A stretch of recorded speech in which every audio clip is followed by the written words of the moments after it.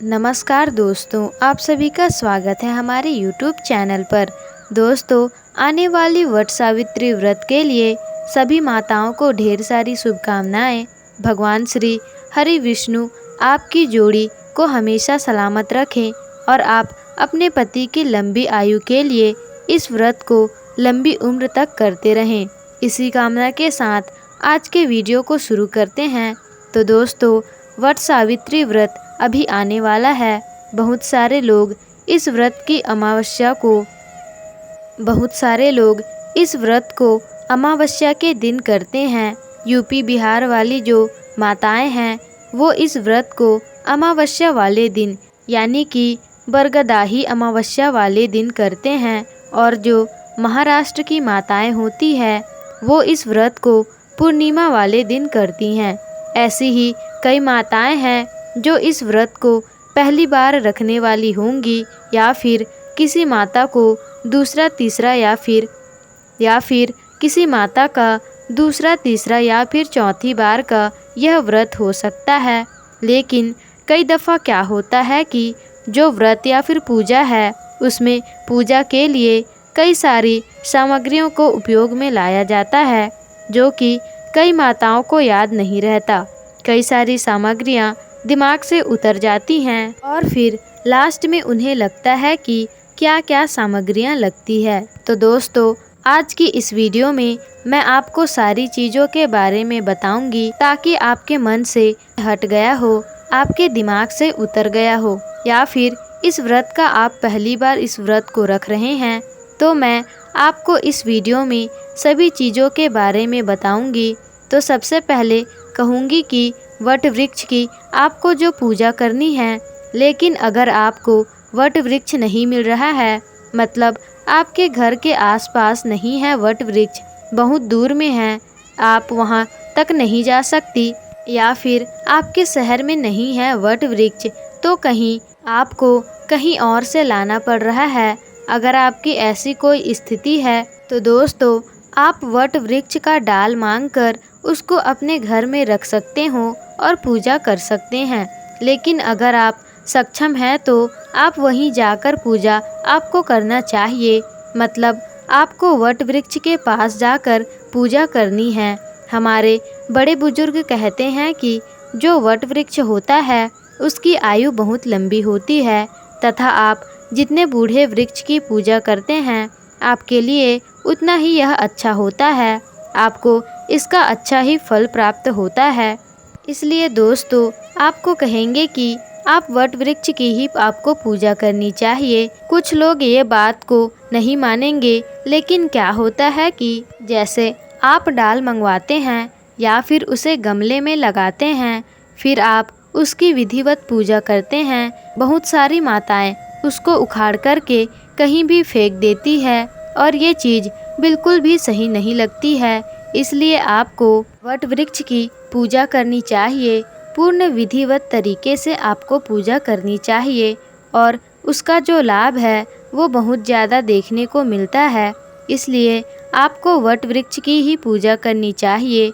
जैसे कि मैंने बता दिया, अगर वट वृक्ष आपको कहीं नहीं मिल रहा है तो ऐसी स्थिति में आप डाल मांगकर पूजा कर सकते हैं, और हो सके तो दोस्तों वट वृक्ष की ही आप पूजा कीजिए। अब हम आपको सामग्री के बारे में बताएंगे कि आपको कौन कौन सी सामग्रियों की ज़रूरत पड़ेगी। सबसे पहले आपको एक दिया चाहिए होगा। ये दिया आप शुद्ध घी का भी बना सकते हैं, या फिर तेल का भी दिया आप ले सकते हैं। धूप लेना है आपको, और काला तिल आपको लेना है, क्योंकि उस दिन अमावस्या का समय होगा। अगर आप काला तिल नहीं ले सकते तो चावल ले, हल्दी, चावल, रोली और कुमकुम लेना है। सिंदूर जो लेना है आपको वो 2 प्रकार का लेना है। अगर आपकी शादी हुई है तो आपको उस समय आपको लाल सिंदूर लगाया गया था तो आप लाल वाला सिंदूर ले लीजिए। अगर आपको पीला सिंदूर लगाया गया था या फिर चढ़ाया गया तो पीला सिंदूर आपको लेना है। जिस तरह से आपके विधान हैं उस तरीके से आपको सिंदूर लेना है, और इस दिन हो सके तो आपको आपके पूजा में सिंदूर का प्रयोग अवश्य ही करना है। साथ ही साथ कच्चा सूत लेना है आपको अगर ये नहीं मिलता है तो आप कलावा भी ले सकते हैं, लेकिन हो सके तो कच्चा सूत ही आप लीजिए, क्योंकि उसके फेरे लगाए जाते हैं और ये बहुत ही शुभ माना जाता है। और इसी कच्ची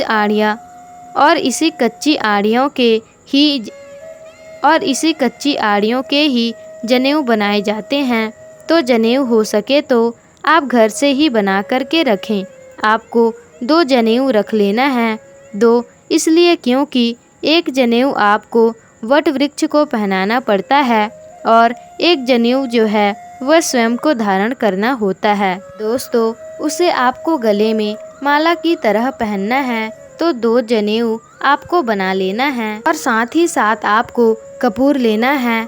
अगर आप हवन करते हैं तो शुरू से आपके यहाँ रिवाज है कि सामग्रियों के साथ ही साथ कपूर अगर हवन में आपके यहाँ यूज़ करते हैं या फिर आपके यहाँ हवन नहीं करते तो कपूर की आरती आप कर सकते हैं। अगर आपके घर पर पूजा कर रहे हो तो सुपारी जो आप गणेश जी को बना दें और आपको गाय के गोबर से माँ गौरी बना लेनी है। और अगर आप वट वृक्ष के नीचे ही पूजा करते हैं तो आपको बहुत सारी चीज़ों की ज़रूरत पड़ेगी, क्योंकि वट वृक्ष के नीचे सारे देवता होते हैं, जैसे तने में, पत्ती में और पेड़ में ब्रह्मा विष्णु महेश का वास होता है। तो दोस्तों, आपको बहुत से चीज़ों की ज़रूरत नहीं पड़ती है, क्योंकि वट वृक्ष के नीचे सारे देवता होते हैं, जैसे तने में, पत्ती में और पेड़ में ब्रह्मा विष्णु वास करते हैं, जिससे हमें ज़्यादा चीज़ों की आवश्यकता नहीं होती है। अगर आप घर पर ही पूजा कर रहे हैं तो आपको गौरी गणेश जरूर रखने चाहिए। साथ ही साथ आपको कलावा रूपी वस्त्र पहना सकते हो, या आप चाहते हैं तो आप कोई तौलिया या फिर गमछा या वस्त्र के रूप में वट वृक्ष को कुछ भी आप पहना सकते हो। तो वस्त्र रूपी कलावा या कोई भी कपड़ा आप प्रयोग कर सकते हैं। इस दिन आप वट वृक्ष के सामने अपने पति के लिए टी शर्ट, बनियान वगैरह प्रसाद के रूप में आप उनको देना चाहते हैं तो आप भी दे सकते हैं। वो सामान, श्रृंगार की चीज़ें इस दिन आपको ज़रूर ही चढ़ानी चाहिए, क्योंकि साल भर में एक बार ही ये व्रत जो है आता है और श्रृंगार के लिए ही ये व्रत किया जाता है। तो आपको वट वृक्ष में श्रृंगार का सामान जरूर ही चढ़ाना चाहिए। आप श्रृंगार की वस्तुओं को दान भी कर सकते हैं, या फिर आपके घर में आप अपनी सास, जेठानी, ननंद को भी उनको भी आप दे सकते हैं। आपके घर में जो मेहमान हैं उनको भी आप दे सकते हैं, या फिर घर में पूजा कराते हो किसी पंडिताइन से तो आप उन्हें भी यह दे सकते हैं। आप प्रसाद के रूप में भी वट वृक्ष के आसपास कुछ छोड़ सकते हैं, वह अपने लिए थोड़ा सा प्रसाद के रूप में कुछ ले भी सकते हैं। और कई लोग वट सावित्री पूजा में वट वृक्ष के नीचे कलश के जोत लगाते हैं। लेकिन आपके घर में अगर रिवाज है तो आपको यह लेके जाना है, लेकिन अगर वो आपके रिवाज में नहीं है तो इससे कोई परिवर्तन नहीं होगा। बहुत जगह 2 कलश ले जाते हैं। 2 कलश पूजा के प्रयोग किए जाने हैं। एक होने में पानी भरकर रखा जाता है, एक कलश को वहां वृक्ष के पास चढ़ा दिया जाता है और एक कलश घर लेकर आया जाता है। दोस्तों, आप ध्यान दीजिए कि अगर आपके घर में यह परंपरा है तभी आप यह कीजिए, लेकिन अगर आपके घर में पूजा कर रहे हो तो आपको कलश जरूर रखना है, क्योंकि हम घर पर पूजा करते हैं तो कलश की आवश्यकता अधिक व जरूर होती है और बगैर कलश के पूरी पूजा नहीं मानी जाती है।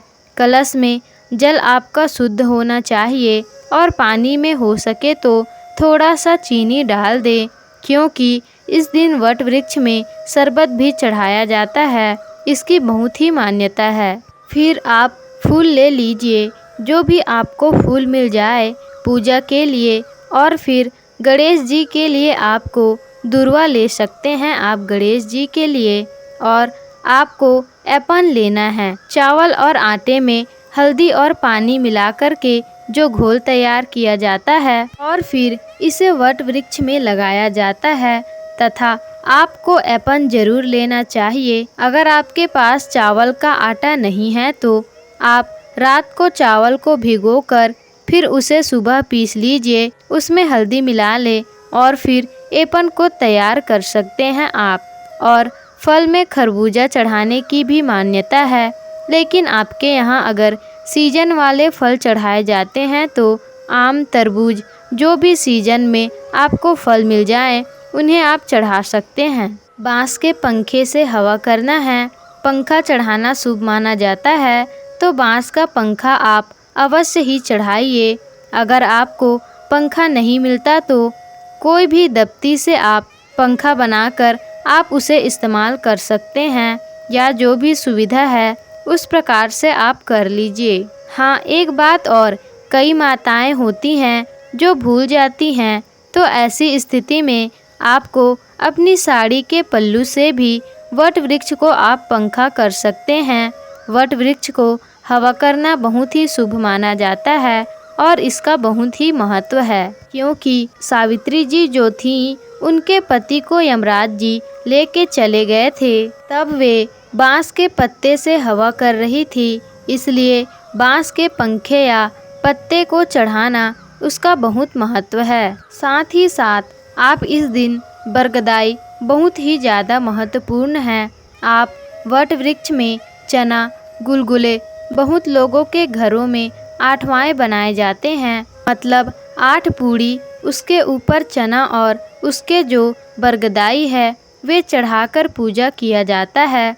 अगर आपके यहाँ परंपरा है तो पूड़ी अवश्य ही बनाएं, या फिर नहीं है तो आप गुलगुले या फिर बरगदाई बनाकर भी चढ़ा सकते हैं। गुलगुला और बरगदाई एक ही होता है, बस बरगदाई में थोड़े मोड़े आटे से बनाए जाते हैं बरगदाई को, और चने भी चढ़ाए जाते हैं, और जो चने हैं वो थोड़े अंकुरित चने चढ़ाए जाते हैं।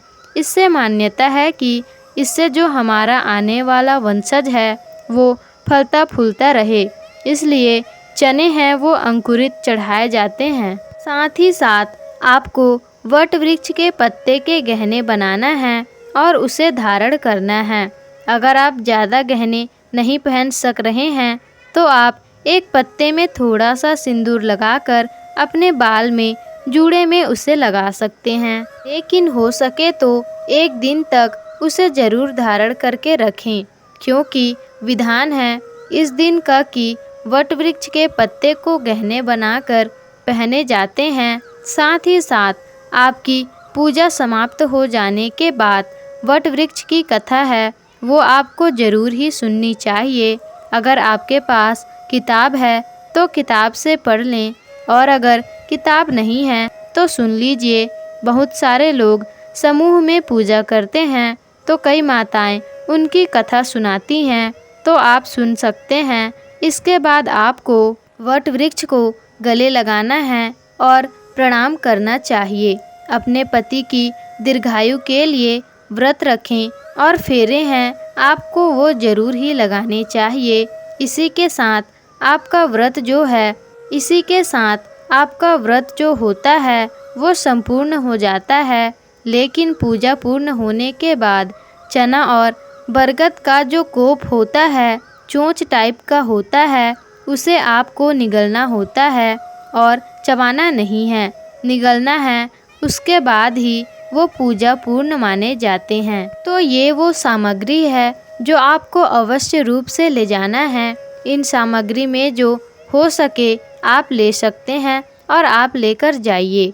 भगवान जो होते हैं वो भाव के हो चुके होते हैं। अगर आप श्रद्धा और भाव से पूजा करते हैं तो आपको इससे भी अच्छा फल मिलेगा। अगर कुछ भी नहीं है तो आप आटा और सिंदूर और बिंदी इत्यादि, और कुछ भी नहीं है तो आप आलता, सिंदूर और बिंदी इत्यादि चीज़ें रख लीजिए, और उसके बाद चना और खरबूजा का प्रसाद चढ़ा सकते हैं। और पूजा करके और पूजा कर सकते हैं। आपका जितना भी बजट हो, आप उसके हिसाब से यह पूजा कर सकते हैं और अवश्य ही करें। नहीं करने से अच्छा है कि सामग्री में पूजा करना है, अच्छे से पूजा करें, अवश्य ही पूजा करें। नहीं करने से अच्छा है कि कम सामग्री में पूजा करना, अच्छे से पूजा करें। हमारी शुभकामनाएं आपके साथ है। आशा करती हूँ कि आज के इस वीडियो में हमने आपको जो जानकारी दी है आपको ज़रूर ही अच्छी लगी होंगी। तो दोस्तों, अगर आपको वीडियो पसंद आई हो तो अपनी सभी माताओं और बहनों को शेयर ज़रूर करें और वीडियो पसंद आई हो तो वीडियो को लाइक, शेयर, कमेंट्स और चैनल को सब्सक्राइब ज़रूर ही कर दीजिएगा।